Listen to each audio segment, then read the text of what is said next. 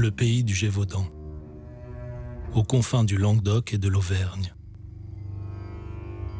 À la jonction de l'Aubrac, la Margeride et l'Écosse. C'est là, sur cette terre de légende, que se joue encore aujourd'hui le devenir de l'un des plus grands prédateurs français, longtemps disparu, et qui repeuple peu à peu le territoire.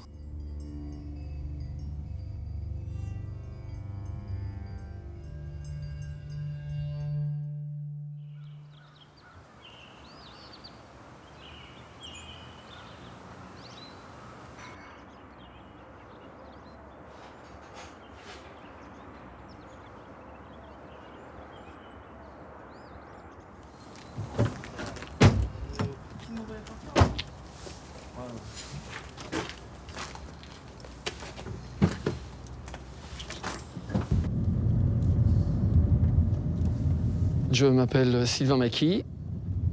Je ne suis pas issu d'un milieu naturaliste. Je crois que quand on est enfant, on ne sait pas pourquoi on apprécie plus telle espèce que telle autre. Bon, moi, je sais que ça a toujours été les chats sauvages, les tigres et les loups. Alors, la première fois que je suis venu sur le parc, c'était au cours de l'été 1990. Je suis resté un mois dans une tente à proximité. J'ai suivi Gérard Ménatori, le fondateur. Et peu à peu, j'ai pu... il y a eu une sorte de lien qui s'est créé. Quand il a arrêté en 1995, j'ai eu la possibilité à ce moment-là de commencer à travailler sur place. En fait, j'abandonnais tout. J'abandonnais un appartement, j'abandonnais ma famille, mon ami, etc. pour bosser sur un contrat de 6 mois. Je ne savais pas si ça allait marcher. Aimer les loups, c'était une chose. Être en mesure de faire passer un message, c'était pas forcément évident. Ah bah voilà, allez ma puce. J'ai retrouvé mon voleur de charpé. Comme chaque matin, Sylvain et Audrey Prukamaki sont les premiers sur le site du parc des loups du Gévaudan. Depuis 10 ans, ce couple de passionnés tente chaque jour de faire connaître ce super prédateur français dont la relation avec l'homme a toujours été pour le moins compliquée. De toute façon, tu le vois très bien par rapport à la météo aussi.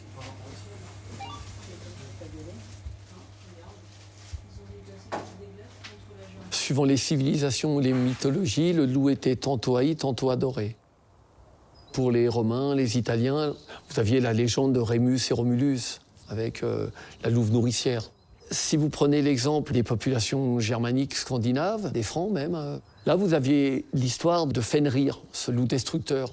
Ça va loin, puisqu'il va jusqu'à dévorer les astres et les mondes, Odin entre autres. Par contre, il n'a jamais laissé indifférent.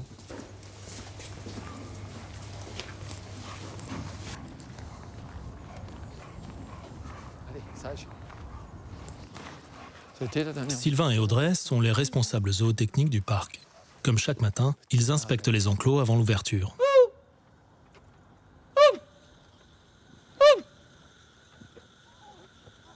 À l'époque, Gérard Ménatori avait à peu près 35 loups.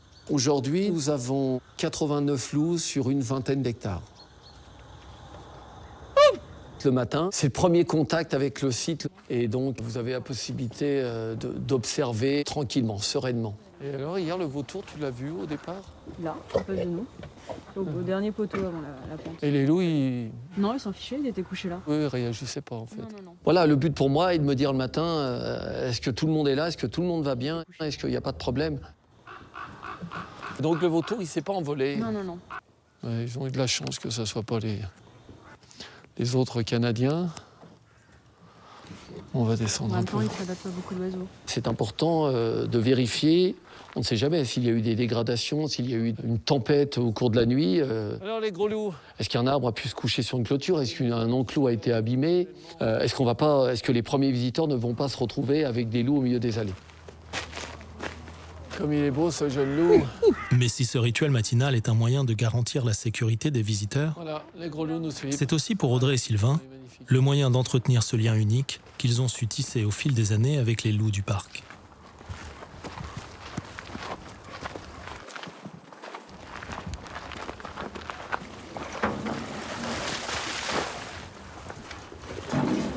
La meute des Canadiens est sans doute celle avec laquelle ils ont pu lier la relation la plus complice et qui les tolère le mieux sur son territoire. Un contact qui n'a pourtant pas été facile et a mis plusieurs années à s'instaurer.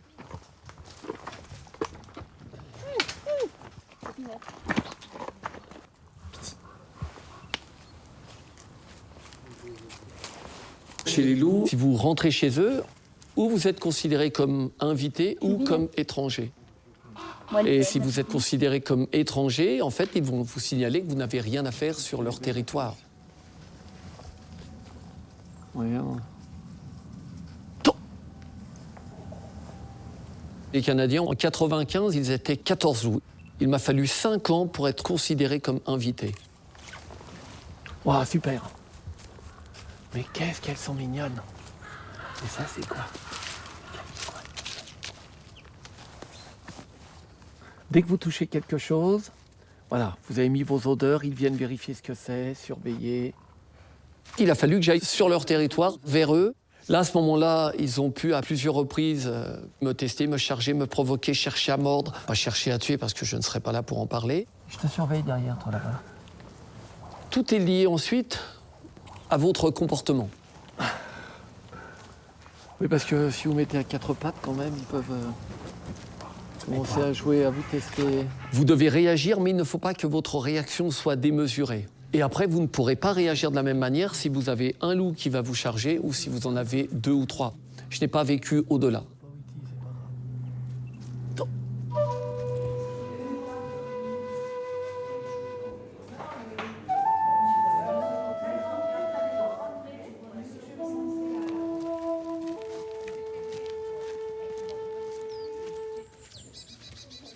Les visites guidées quotidiennes représentent une grosse partie du travail de Sylvain et Audrey. Après, c'est...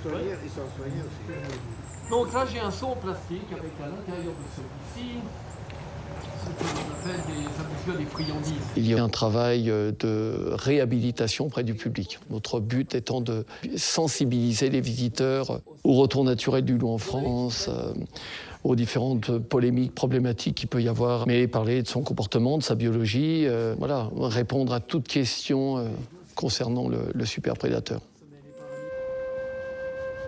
Fondé en 1985, le parc des loups du Gévaudan est le premier parc spécialisé à avoir vu le jour en France.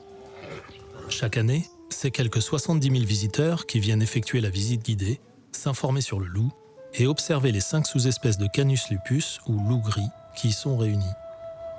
Son enclos de 12 hectares constitue un outil supplémentaire pour faire connaître l'animal et abrite toujours les 30 loups mongols, descendants directs des premiers loups qui avaient permis la création du parc. Alors donc, vous avez un panneau avec en photo Gérard Menatori. Menatori fut le fondateur du site en 1985, il y a plus de 25 ans, et malheureusement décédé depuis en 1998. Maintenant, ce qui était important à ses yeux, eh bien, c'était pas seulement de mettre des loups derrière des clôtures afin que les visiteurs puissent réaliser quelques clichés. Non, ce qui lui tenait à cœur, c'était de réhabiliter le loup auprès de vous. On essaye d'effacer, d'atténuer toutes les peurs, histoires, légendes qui ont couru sur lui dans les siècles passés. En fait, Gérard Menatori, au départ, c'était un journaliste passionné d'ornithologie. Je me rappellerai tout le temps que ses ouvrages, à ses yeux, les plus précieux, étaient des ouvrages qui traitaient, des ouvrages anciens qui traitaient des oiseaux d'Indochine. Et par la suite, au cours d'un reportage en forêt de Białowieża en Pologne, c'était en 1961, il a eu la possibilité, furtivement, comme il le signalait, de voir passer une meute de loups. Et derrière cela, bon, il lui a fallu quand même 6 mois à peu près pour les obtenir, il a récupéré 2 louveteaux qu'il a par la suite rapatriés chez lui au Chastel-Nouvelle, près de Mende. Et en fait, tout a commencé là. Le jour où les pouvoirs publics, qui ont déjà donné le feu, vert, puisqu'ils protègent le loup, ils sont acceptés de protéger le loup, eh bien, ce loup, c'est nous. On les aura sur place et on ne peut pas les réintroduire. Ce que j'appréciais chez lui, c'était ce travail de sensibilisation, parce que ça, on ne le voyait pas ailleurs. En France, c'est difficile de croire qu'il y a 80 ans ou 75, les loups mangeaient les gens et qu'il y a 60 ans qu'ils ont décidé de ne plus en manger. Il y a au moins 50 ans, je sais lire depuis plus de 50 ans, je n'ai jamais lu ça quelque part. Il n'essayait pas d'encenser l'animal, il essayait de le faire connaître tel qu'il était réellement.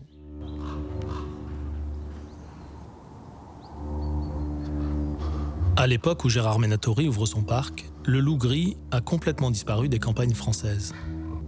Il a été chassé puis éradiqué à la fin du XIXe siècle suite à des décrets de Napoléon Ier puis de Napoléon III. Le grand carnivore, c'est bien connu à l'époque, est une menace pour l'homme. Mais comment est donc né ce malentendu sur notre super prédateur à nous ? Le fait que dans le passé, au Moyen-Âge, quand il y avait des épidémies, peste et choléra, la plupart du temps, les cadavres étaient déposés à la sortie des villages et les loups s'en approchaient. Quand il y avait des guerres, les loups venaient sur les champs de bataille. La méconnaissance de l'animal, on a commencé réellement à l'étudier que depuis à peu près 70 ans. Depuis l'aube de la christianisation, le loup était associé au diable et à Satan. Tout cela a contribué à entretenir une peur du loup.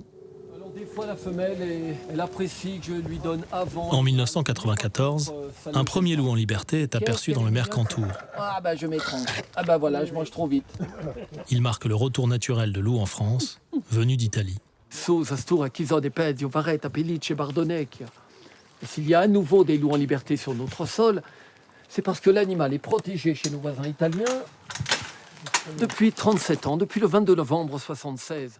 Comme il y a aujourd'hui des loups en liberté sur notre sol, on sait très bien que les loups n'attaquent pas les randonneurs, les touristes, les bergers. Mais aujourd'hui, il est plus à même d'autres problèmes par rapport à des professionnels de l'élevage, au monde de la chasse. Ils ont mis 20 ans pour cela. Du coup, ils sont protégés. Et durant le même laps de temps, ils descendaient jusqu'en Calabre, dans le sud du pays. Après, je pense que le travail de sensibilisation, il est toujours nécessaire, parce qu'il y a beaucoup d'idées fausses. On imagine ceci, cela, et on se plante du début à la fin. Donc c'est important de faire la part entre ce qui est réel et ce qui ne l'est pas. Avec les médias qui existent aujourd'hui, la télévision, les journaux, la radio, si un adulte ou un enfant, si un Italien ou un Espagnol, si un randonneur ou un berger devait être tué par un loup sauvage, mais nous serions informés 3 heures après dans le premier journal télévisé. Ouais. Et l'on ne manquerait pas d'en rajouter. Le loup est considéré aujourd'hui comme un super prédateur, grand carnivore, au même titre au niveau national que l'ours et le lynx.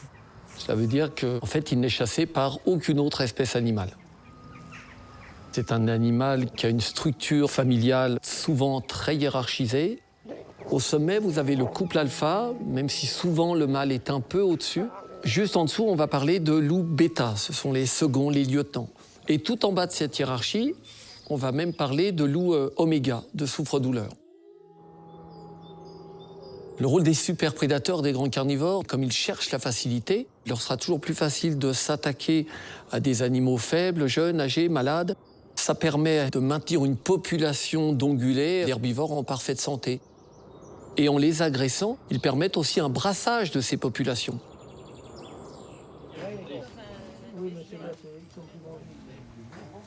Tandis que Sylvain assure la dernière visite, Audrey s'occupe de la mise en avant du parc sur Internet. Un travail loin de son activité habituelle, mais lié à un contexte tout particulier. À la base, j'ai une formation d'archéozoologue. J'ai étudié le loup dans les sites préhistoriques, la faune dans les sites préhistoriques, et je me suis spécialisée dans le loup. Ce qui m'intéresse également, c'est de voir un petit peu l'utilisation de l'environnement par ce prédateur. J'ai pas mal travaillé sur l'occupation spatiale des meutes sur les territoires, en captivité comme en milieu naturel, les sites d'habitat temporaire qu'ils peuvent créer, comme les tanières, voire même des zones de consommation. Cette année, je suis enceinte, j'attends une petite fille, donc cette année, pas de voyage loup sur le territoire des loups. Et puis un contact aussi plus limité, qui est étrange en fait, parce que là, par faire des visites et travailler sur le site internet, c'est pas tout à fait comme avant. C'est un petit peu dérangeant de devoir me cantonner sur ces deux choses-là. La journée s'achève sur le parc des loups du Gévaudan. Pour Sylvain, l'heure est venue d'effectuer un dernier tour du site avant la fermeture. En cette période automnale, si le nombre de visiteurs diminue, ces visites guidées restent au cœur de la vocation du parc des loups du Gévaudan. En effet, si le loup repeuple nos campagnes, il suscite toujours autant de polémiques et de débats quant à sa place dans notre environnement.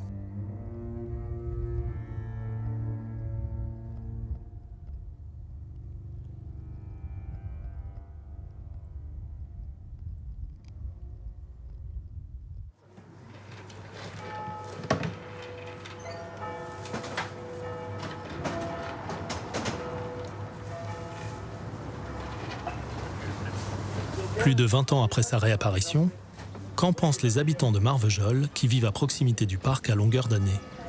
Moi, je suis plutôt pour le laisser en liberté, mais c'est vrai que les agriculteurs auront d'autres discours, forcément, parce que quand on voit tous les dégâts qu'ils peuvent faire au niveau des troupeaux, on peut le comprendre. Moi, je dis qu'il n'y en a pas beaucoup, donc à partir de là, on a quand même d'autres animaux qui font aussi des dégâts et on en parle beaucoup moins. Le loup, ça amène du monde à Marvejols. Passer une visite avec Sylvain, c'est formidable, vous aimez le loup.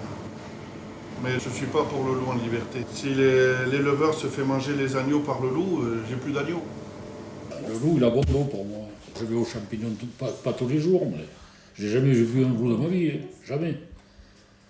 Et je sais pas, moi, qui commence à éradiquer tous les chiens errants, et après, ils parleront de massacre de troupeaux. C'est un animal sauvage, hein, ça reste un animal sauvage. Après, c'est très beau, mais bon, ça fait, je sais pas, ça fait des dégâts, ça me laisse un peu sceptique quand même, le loup en liberté. Le loup, Sylvain le côtoie depuis 20 ans. Aujourd'hui, c'est à Nagno, un jeune mâle mongol, qu'il a décidé de rendre visite. Au fil des années, il a su lier un lien privilégié avec cet animal, bien loin des idées reçues, qui persistent encore aujourd'hui sur le carnivore. Oh, mais qu'est-ce que tu es beau. Voilà un agneau. Mais qu'est-ce qu'il est beau, mon gros loup. Je vais gratter au sol, je vais gratter au sol. Une complicité qui aura pourtant nécessité de connaître les comportements du jeune loup, déchiffrer ses attitudes, comprendre son langage animal. C'est comme un chien, hein. Vous voyez, j'aplatis les antérieurs, j'écarte les pattes, voilà. Alors, c'est pas un problème qu'il soit joueur, tant qu'il est seul à jouer. Le souci, c'est pour ça que je surveille surtout les autres, le souci, c'est de veiller à ce que les autres membres de la meute, on peut en avoir 2 autres, se mettent eux aussi à s'exciter. C'est facile de gérer un loup, mais quand vous en avez 3 ou 4 qui commencent à s'exciter autour de vous, là, ça devient plus délicat.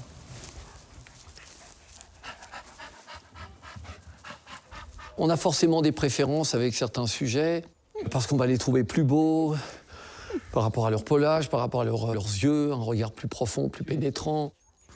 Bon, moi, c'est déjà le physique au départ, et puis ce qu'il peut dégager, d'accord, la force.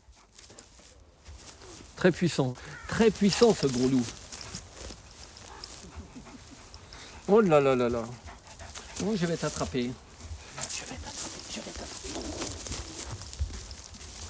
Bon, après, lui, c'est un jeu, donc il faut le surveiller pour pas trop l'exciter. Pas trop l'exciter quand même. À un moment, il a fallu que je signale où devait s'arrêter le jeu. Sinon, ils ne s'arrêtent pas, hein. Ils vont toujours plus loin. Donc à un moment, il va falloir, on va dire, physiquement bloquer le test, la provocation, le jeu.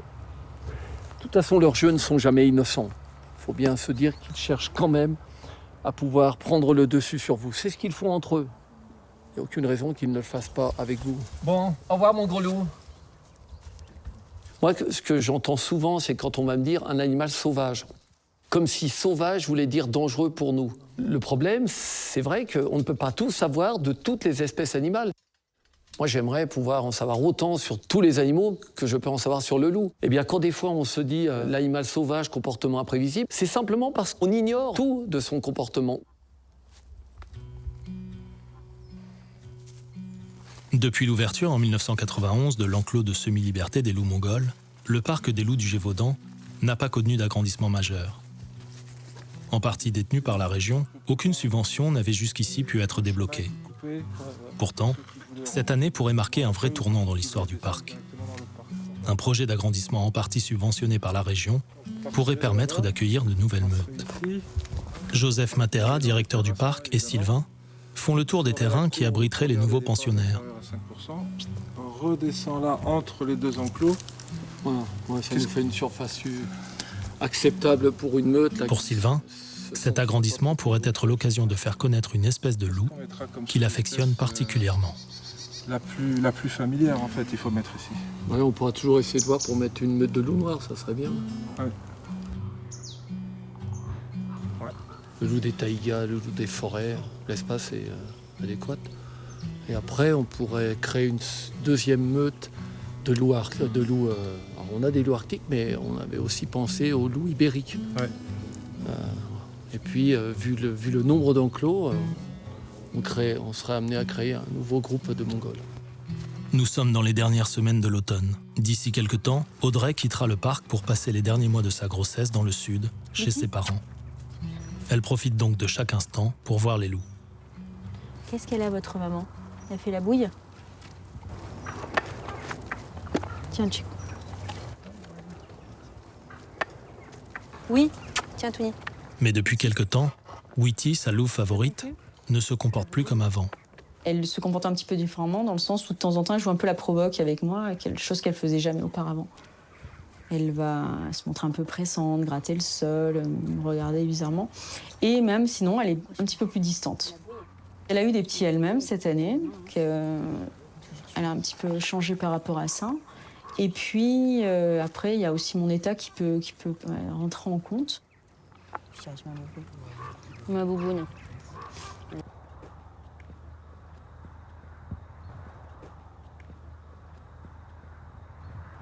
Bébé, choup! Ça va être bizarre en fait de plus être sur le parc en permanence avec les loups. C'est ça qui va être étrange.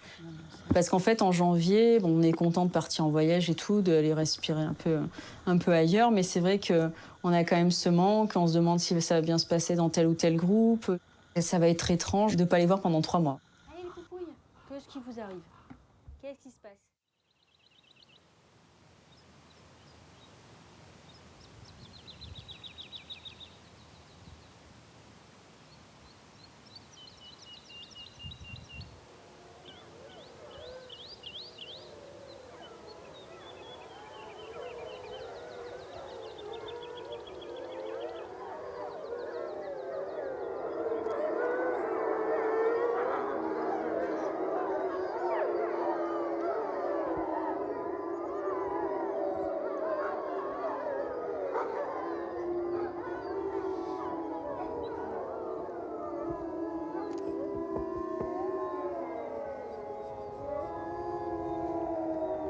Allez, maintenant, on va descendre.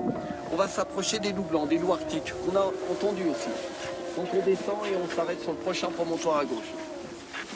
Merci à vous. À cette période de l'année, le loup a revêtu sa fourrure d'hiver. Une protection contre le froid lui permettant de survivre aux régions les plus froides au monde, mais qui n'empêche pas de profiter du soleil. Sylvain, lui, continue son travail de sensibilisation auprès du public et des médias. Parce que si on a la chance de pouvoir parler à 70 000 visiteurs dans l'année, si les gens viennent, c'est parce qu'il y a des loups s'ils ne pouvaient pas. Un travail long, assidu et répétitif, mais absolument nécessaire, à en juger par certaines coupures de presse récemment parues dans les journaux. J'ai trouvé une coupure de presse hier comme quoi il y a des loups qui mordent des personnes à Fizi-Centre. Qui est quand même intéressant parce que c'est au Congo. Et il n'y a pas de loup au Congo. Et on montre une photo d'un loup nord-américain, tu vois. Ce sont des 6e, ils ont entre 10 et 11 ans. Pour combler l'absence d'Audrey, le temps de son arrêt maternité, le parc a embauché Marine qui assurera désormais une partie des visites avec Sylvain. Et ces 80 loups par la suite ont été rapatriés. Si ce n'est pas la saison la plus haute pour le parc, l'hiver marque une période d'activité accrue pour les loups, qui sont dès lors plus visibles.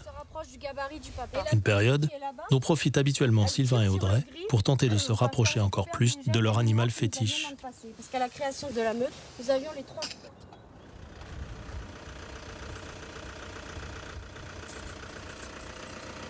Avant, j'ai fait différents boulots, différents travaux.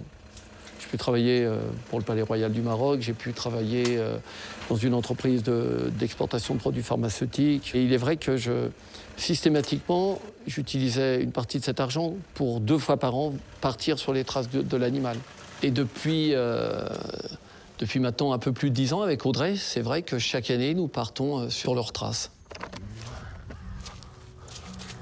Si ces voyages annuels offrent une pause dans le rythme effréné de la vie du parc, ils sont aussi l'occasion pour Sylvain d'aller au contact du loup qui le fascine depuis toujours. En fait, si la préférence va principalement sur les loups noirs ou gris très sombres, C'est parce que, comme ce que je trouve fascinant chez le loup, c'est son regard, la profondeur de son regard. Quand vous avez un loup noir avec des yeux jaunes, éclatants, là, vous avez vraiment l'impression qu'il vous transperce, qu'il lit en vous. Mais je trouve que les gris très foncés et les noirs, pour moi, personnellement, ce sont mes préférés. Qu'est-ce que je fais? Hein, tu te poses la question, hein, mon bébé? Faut ranger la chambre, hein, de temps en temps, là. Alors, désolé, je suis obligé de le faire.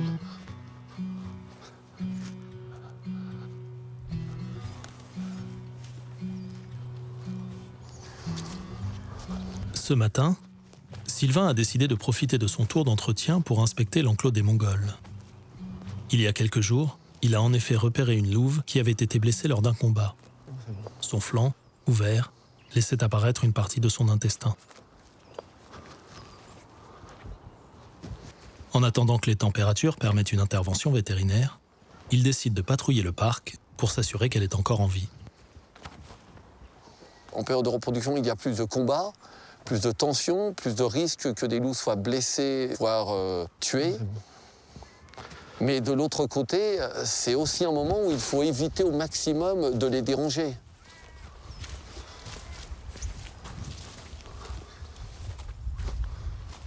Le but, ce n'est pas non plus de les stresser, d'en mettre la pression, mais de vérifier si tout va bien. On a des sujets très vieux et du jour au lendemain, l'un d'entre eux peut très bien décéder.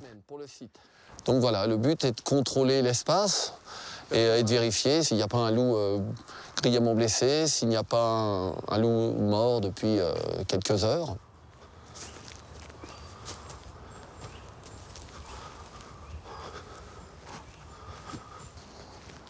Dans un milieu aussi couvert, aussi protégé, c'était pas toujours évident on va dire, dans l'heure qui suit, de découvrir un loup qui aurait pu mourir.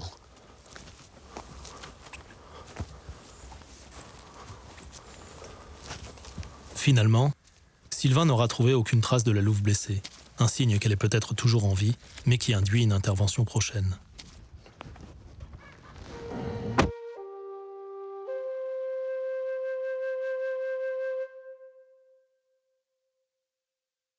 Pour les loups, l'hiver marque un vrai tournant dans le cycle de vie de la meute. À quelques semaines de la période de reproduction, les adultes commencent à se mesurer les uns aux autres pour rétablir la hiérarchie. Rien n'est jamais acquis chez les loups. Chaque mâle et chaque femelle devra chaque année défendre sa place.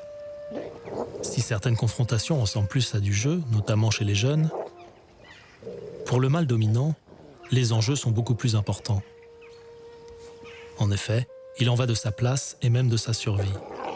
Il doit montrer à tous les prétendants qu'il est le mâle le plus fort et justifier sa position de chef de meute pour encore une année.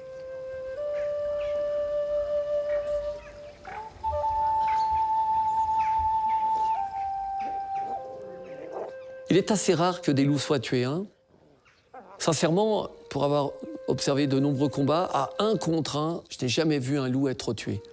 Par contre, il arrive des fois que vous en ayez 3, 4 ou 5 contre 1. Et à ce moment-là, une pression un peu forte sur les cervicales peut étrangler l'animal. Vous avez une sorte de frénésie meurtrière qui va s'emparer du groupe. Et là, ça peut être très violent pour le loup qui est seul.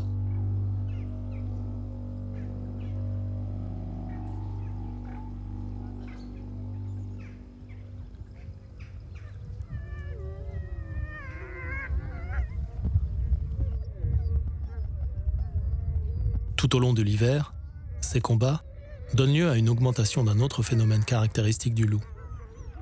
Un phénomène qui a glacé le sang des populations pendant des millénaires et sans doute participé à cette crainte déraisonnable de l'animal, le hurlement.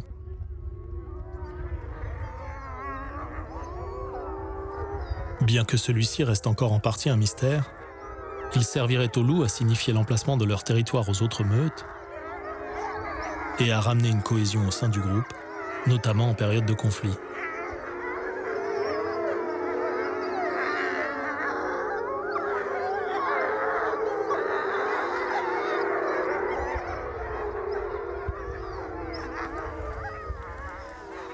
Chez les loups du Canada, la parade amoureuse a commencé. Au sein d'une même meute, seuls le mâle et la femelle sortis vainqueurs des combats pourront se reproduire. Eh oui, mon gros loup. Je veux des bébés au printemps, là. Encore des bébés. Chez les Canadiens, Chicoutimi est le seul mâle du groupe, ce qui vient aussi avec son lot d'inconvénients. C'est la femelle qui lui court derrière. Et alors, qui vient jouer avec moi? Chaque année, la période de reproduction est une période importante pour le parc. Elle permet de renouveler les sujets des différentes meutes, mais est aussi un indicateur du bien-être des pensionnaires de chaque enclos. Sylvain est donc tout particulièrement attentif à ses loups et leur accorde beaucoup de temps.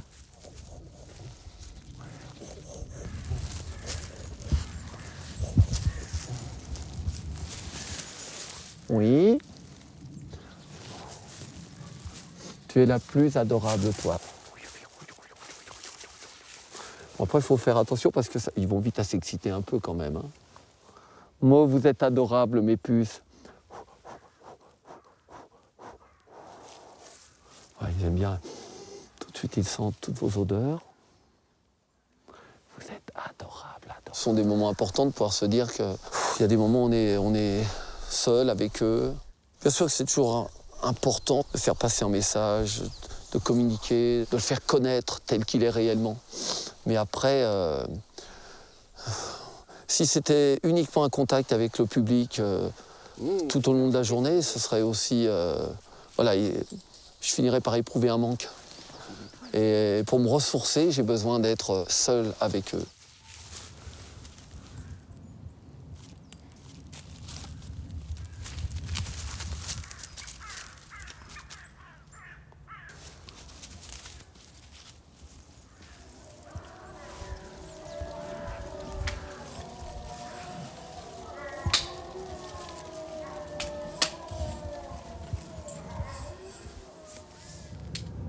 Mais cette année, les bouleversements ne concerneront pas que les meutes du parc. Ironie du sort ou du calendrier, c'est en pleine période de reproduction qu'Audrey vit ses derniers mois de grossesse à Nice, chez sa mère. Mais pour Sylvain, qui a organisé toute sa vie autour du loup, sa passion ne devra en aucun cas être une obligation pour son enfant. Si vous mettez trop la pression sur un enfant, parce que ça, c'est votre passion, en fait, vous allez plus le dégoûter qu'autre chose. C'est un moment, l'enfant veut aussi s'intéresser à autre chose, c'est pas grave. Après, ça sera mieux quand elle sera un peu plus grande. Comme ça, on pourra se dire, on pourra partager plus. Je ne vais pas dire que j'ai hâte, mais quand elle sera plus grande, on pourra l'emmener plus facilement dans l'enclos.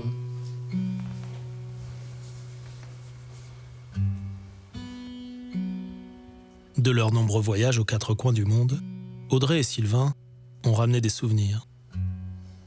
Des souvenirs de lieux où le loup subit également la pression de l'homme et cette même difficulté à cohabiter avec lui, mais aussi d'endroits plus sauvages, où il vit complètement libre, protégé par l'inaccessibilité du milieu et la dureté des conditions de vie.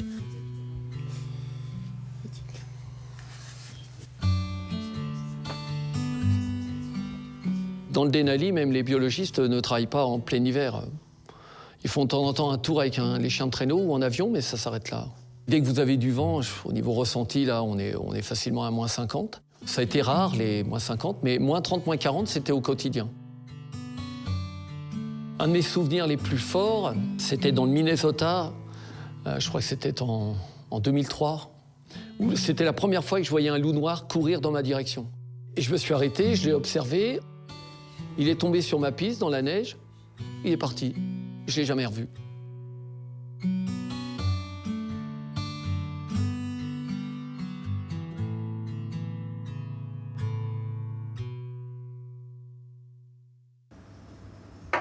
Sylvain est tendu.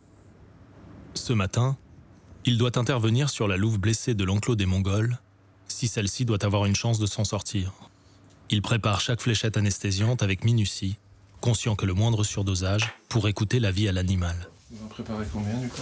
2, parce que de toute façon, entre nous, si le premier tir est pas bon, c'est mort. Hein. On n'a pas de chance de les retrouver après. Il faut toujours en avoir 2 parce que si à tout hasard l'animal il est à moitié shooté, on peut toujours remettre en partie une dose. Bon, je fais comme d'hab, hein, je vais déposer... En fait, je vais déposer la bassine au fond, là-bas, à droite. Déposez-moi peut-être ici. Ouais, mais tout à fait. Ouais.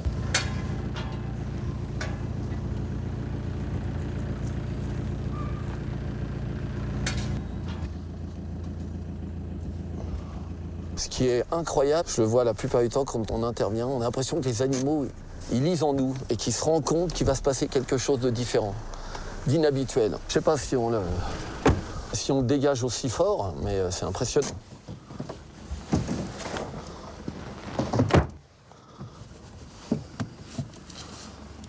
Dans le plus grand enclos du parc, les chances d'arriver à apercevoir ou même à atteindre la louve blessée sont minces. Imaginez, je vais me mettre sur 3. S'il veut sauver la louve mongole, Sylvain sait qu'il n'aura pas le droit à l'erreur.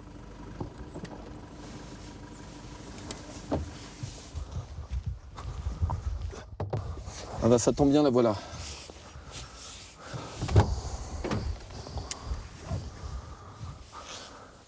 Et alors ma puce?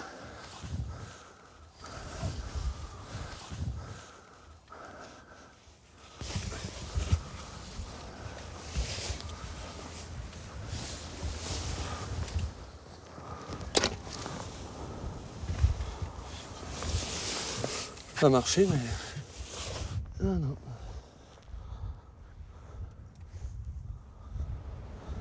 Elle l'a arraché très vite et... c'est-à-dire qu'elle a une demi-dose. Mal parti. Mal parti. Je laisse juste regarder si elle est ici, là, à proximité. Si des fois j'ai une opportunité, ça peut être facile.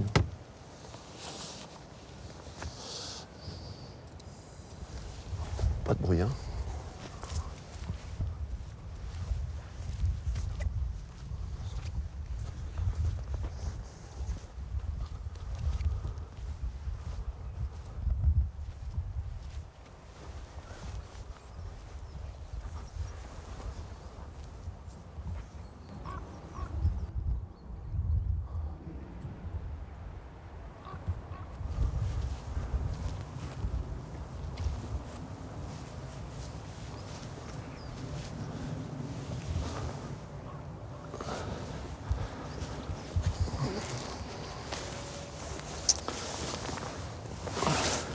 En fait, j'ai dû toucher la veine. C'est pour ça que ça l'a endormi vite. Je vais récupérer une... Je vais lui faire une injection. Une intramusculaire.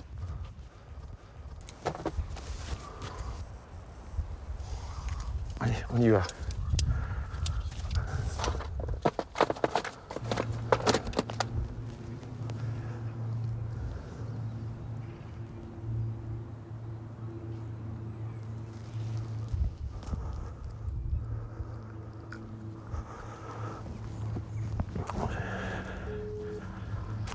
Oui, Joseph, c'est bon, je lui ai fait une demi-dose en intramusculaire. Je me suis approché d'elle, donc elle ne bougeait pas, mais les oreilles bougeaient à peine. Donc voilà. Vous rappelez Laurent, dites-lui de venir pour que vous puissiez charger la caisse. Ok, je l'appelle de suite. Voilà, ça marche. Ok.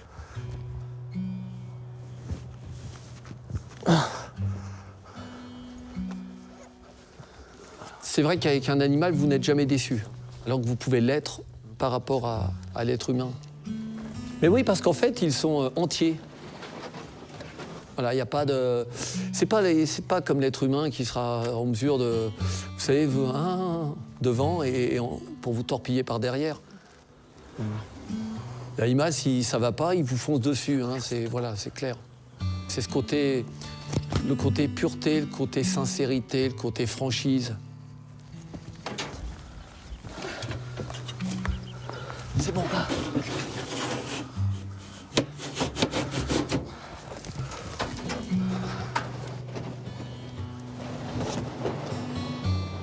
Oui, j'ai plus d'affinité avec le règne animal, même si, en fait, nous en faisons partie. On essaye de se dire, non, nous sommes des hommes supérieurement intelligents, mais on n'est pas plus intelligents que les animaux, hein. Ça, c'est évident.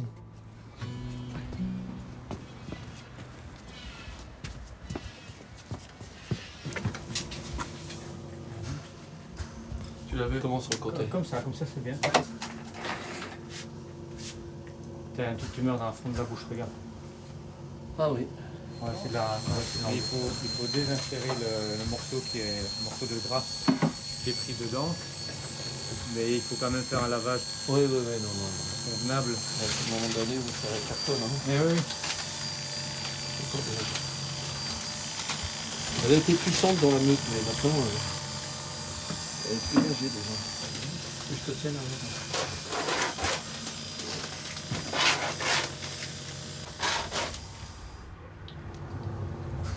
Après une demi-heure d'intervention, la plaie de la louve a pu être traitée et suturée.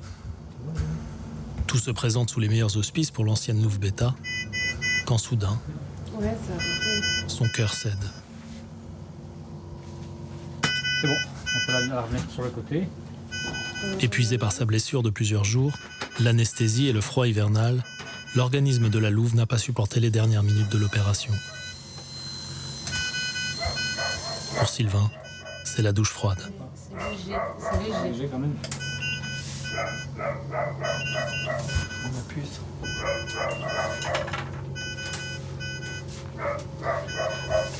Attends un peu. Ah,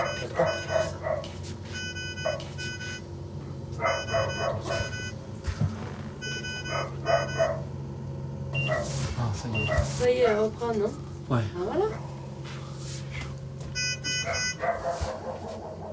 Par contre, est-ce que ça se réveille? C'est pas grave, ça se réveille. On oublie de la mettre dans sa caisse. Ça me pille. On a le temps de la ranger dans la caisse. Perdu le front. Ah mais maman! Ah ben, on a eu peur, hein, ma puce.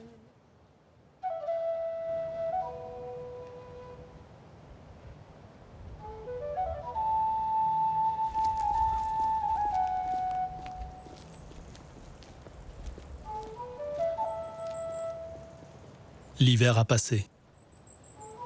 Les loups ont tombé leur fourrure d'hiver et perdu du poids pour s'acclimater aux températures. Le parc, lui, vit les premières semaines de sa saison haute. Pour les meutes, après les tensions hivernales, c'est aussi un nouveau cycle qui s'annonce. Le printemps, c'est le moment où il va y avoir la naissance des louveteaux. Il y a eu la reproduction, vous avez 61-63 jours de gestation. Et la femelle va préparer sa tanière, elle sera la seule à l'occuper. Et c'est le moment après où vous avez les louveteaux qui vont naître, avec ensuite la meute qui reste en attente. Ils les ont pas vus, ils les entendent. Cette période est aussi une période de grande fragilité pour les petits loups qui ne survivent pas tous à leurs premiers mois. En fait, on cherche des ossements. On a eu plusieurs loups, plusieurs squelettes qu'on a retrouvés, consommés par des vautours après leur mort. Et de temps en temps, on récupère des morceaux d'os. Comme le reste des loups, les deux passionnés attendent anxieux de savoir si l'année a été féconde. Qu'est-ce que tu fais là, toi, ma fille? Mais c'est pas possible, ça. Oh là là, c'est ma puce. Ils inspectent scrupuleusement les enclos à la recherche d'indices d'éventuelles naissances. On va verser là. Donc printemps, on va suivre les femelles gestantes jusqu'à 2-3 jours avant l'ISBA. Dès qu'elles n'ont plus de poils sur le ventre, on se rapproche de la date. Parce que ça, c'était bouché, là. La pierre, elle était au-dessus. Et après, on va aller inspecter les tanières qu'on avait repérées jusqu'à ce qu'on entende en fait une occupation, c'est-à-dire ou éventuellement un adulte, ou alors sinon tout bêtement les petits qui gémissent. Justement, tu marches. Voilà, en propreté, hop. Voilà.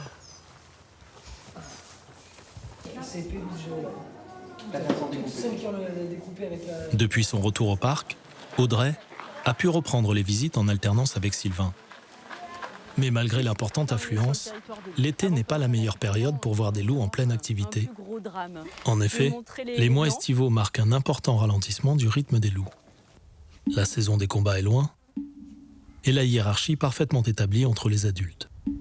Le principal pour la meute devient alors de préserver son énergie en attendant le retour de la nuit, qui lui permettra de reprendre ses activités. L'été, le rythme des loups devient un rythme nocturne.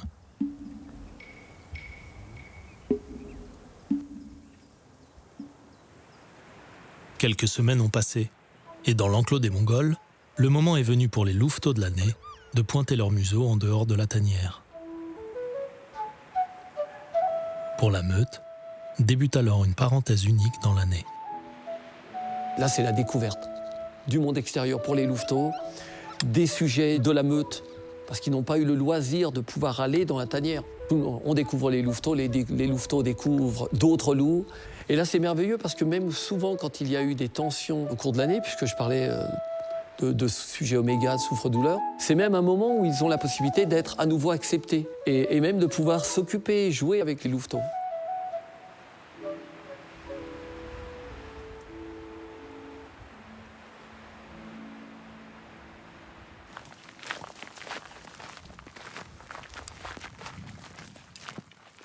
La nouvelle vient de tomber. Finalement, le projet d'agrandissement du parc doit être reporté. Il a en effet été suspendu, faute d'avoir pu réunir les fonds nécessaires, et doit être mis en attente jusqu'à nouvel ordre. Pour Sylvain, qui espérait améliorer les conditions de vie des loups du parc, c'est une grande déception et un revers dans la bataille qu'il mène pour changer l'image de l'animal. Je crois qu'en France, on a un réel souci pour faire accepter les superprédateurs. Et par contre, de l'autre côté, on n'hésite pas à être donneur de leçons. Par rapport au fait que nos voisins japonais, norvégiens chassent la baleine, que les Africains devraient tout faire pour protéger leur population d'éléphants et de rhinocéros. Et nous, de notre côté, en tant que donneurs de leçons, on n'est même pas capable de conserver 280 loups, 120 lynx et 34 ours.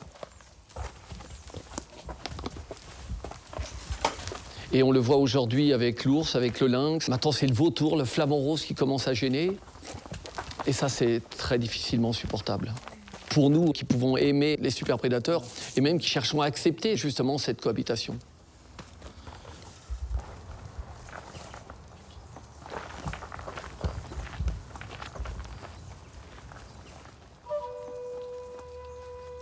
Malgré la déception sur l'agrandissement du parc, l'année aura quand même porté un cadeau à la meute élargie des loups du Gévaudan et de ses deux protecteurs, la fille d'Audrey et de Sylvain, Alessandra. Il est si beau, mon lapin. Oh, il était plein de carottes.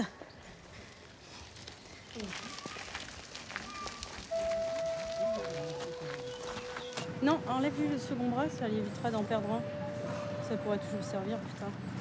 Le bras droit. Mais tu entends, maman, ma puce. Alors, voilà Alessandra, notre petite louve, qui a déjà eu la possibilité d'aller 2 fois dans les enclos. Qu'est-ce que c'est que ce petit jouet là-haut en fait, en poil? Si j'ai souhaité la conduire à 2 reprises dans l'enclos des loups du Canada, c'est parce qu'il s'agit de nos loups les plus familiers. Et il a fallu que j'attende qu'on ait un bébé pour vivre l'expérience. C'est-à-dire que je n'ai jamais osé demander à une maman de me prêter son bébé de 4 mois pour aller dans l'enclos. Voilà. Ah bon, c'était une expérience en fait? Mais non. Ah, il est évident qu'on ne pourra plus passer autant de temps qu'avant avec certains loups. Bon, qu'est-ce qui est mignonne.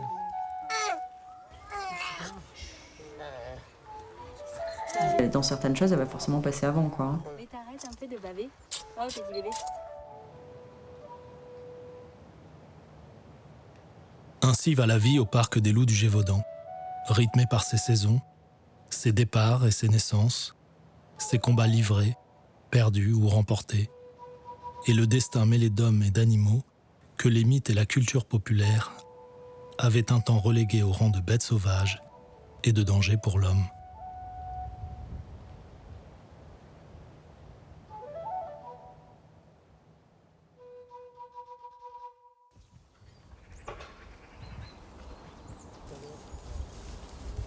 Ce matin, la meute des Sibériens est aux abois. Comme l'année a donné lieu à beaucoup de naissances, le parc a accepté de prélever certains louveteaux de l'enclos pour les donner à un autre parc animalier. Une pratique courante qui n'en reste pas moins délicate, en particulier quand les louveteaux ont déjà un certain âge. Difficile parce qu'on a dû attendre qu'ils soient sevrés, et là ça court très vite. Donc ouais, c'est loin d'être facile. Vu la taille de l'enclos de plus d'1 hectare en plus. On voit là déjà une. Oh.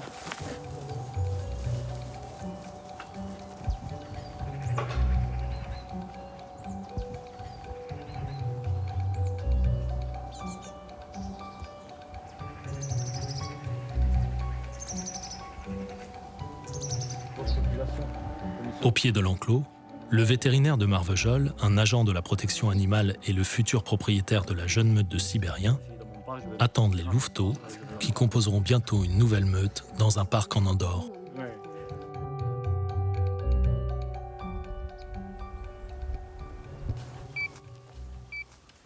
Ah. 17,69. Ok. Ah, bon, c'est bon. C'est bon? Ouais, alors celui-là, on peut le mettre ici. C'est bien marqué femelle, hein? Avant de les confier aux responsables de leur nouveau parc, Sylvain et Audrey doivent d'abord s'assurer que chaque louveteau est bien vacciné et porteur d'une puce d'identification.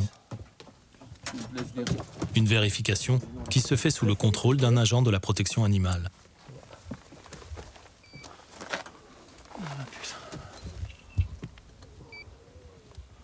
Alors, si certains prennent la formalité avec flegme, voire une certaine philosophie, d'autres affichent directement leur ambition de futur chef de meute et de mâle dominant. C'est pas vrai, c'est bébé. Un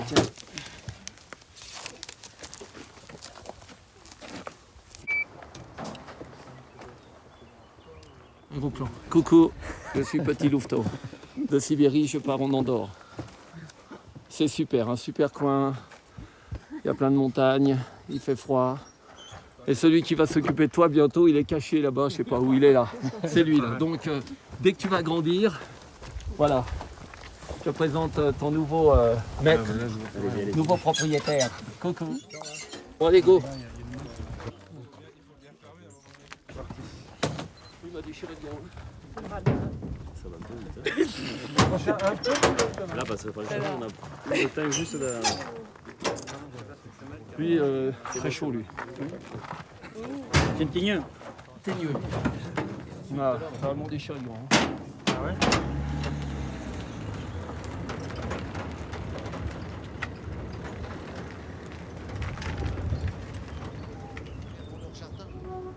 Et ils peuvent se montrer... Alors que la saison de grande fréquentation ne fait que commencer, Sylvain et Audrey continuent encore et toujours leur travail de sensibilisation auprès du public. Malgré les débats que suscite le retour du loup en France et le report de l'agrandissement du parc, ils se battent pour redonner à cet animal la place qu'il mérite dans l'écosystème français.